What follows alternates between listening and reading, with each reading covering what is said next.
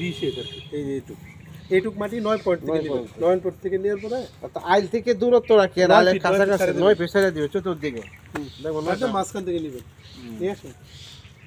এটা পরেই করবেন এটা ধরেন আপনি ধরো একদম ধরো এটা একটু বড় স্প্রেড করে নিলেন আর কি এটা এইগুলো আপনি বসুন তো এটারে মানে এত ছোট পলিথিন আনছেন এটারে 4 ভাগ করবেন বা অর্ধেক করলেন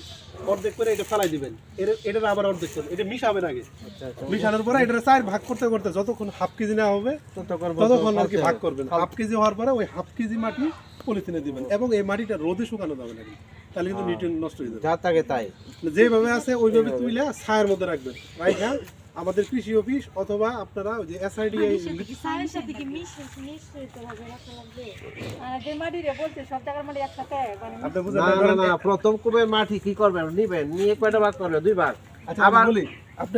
আপনি যেটা বলেন ধরেন এইখান থেকে নিলেন আবার ওইখান থেকে নিলেন এরকম 9টা পয়েন্ট থেকে